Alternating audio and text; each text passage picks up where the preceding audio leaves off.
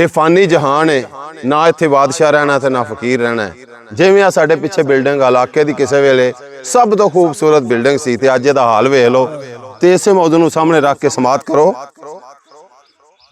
उस जगह ते हुंदे ने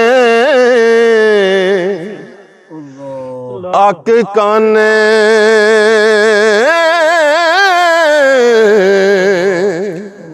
हो जाती जो जगह वैरान लोको,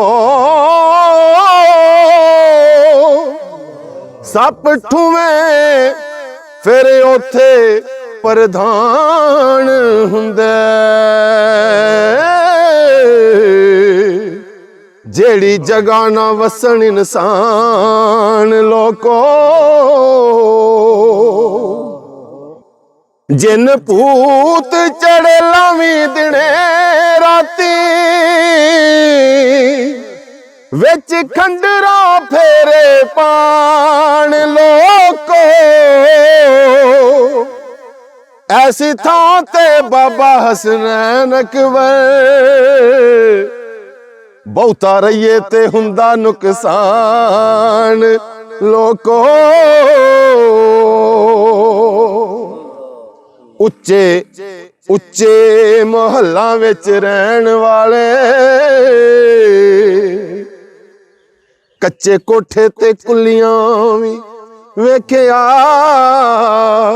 कर। लख नेमतां खानाए दिने राते, सुक्के टुक्कर ते गुलियां भी वेख्या कर। ओ लेप लैना रेशमी मखमला दे, कदी पाटियां जुलियां भी वेख्या कर। ओ शीशा वेना नित हसनैन अकबर, कदी कबरां तो खुलियां भी वेख्या कर।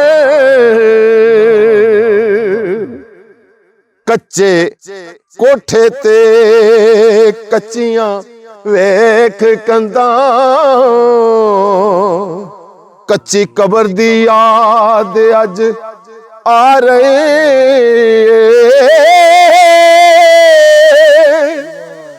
हो जिन्नों ताक ना बुआ ना कोई बारी, दिल मेरा एक गल हला रही है। नबी वली ते गौस भी गए जिथे, हर एक नू जो बुला रही है। कर ले कबर ले कुछ हसनैन अकबर, कबर तेनू पैगाम सुना रही है। करिए सेवा जे हथी ना मापियां दे, ते ओ रहिंदियां रहिंदियां रह जांदे। पुछण बच्चियां दा जे नाल मापे, बुरे राह पैंदियां पै जांदे। सांभ करिए जे ना चंगी डंगरां दी, ते ओ बैंदियां बैंदियां बै जांदे। तवज्जा दईए ना जे हसनैन अकबर, पक्के कोठे भी ढहिंदियां ढह जांदे।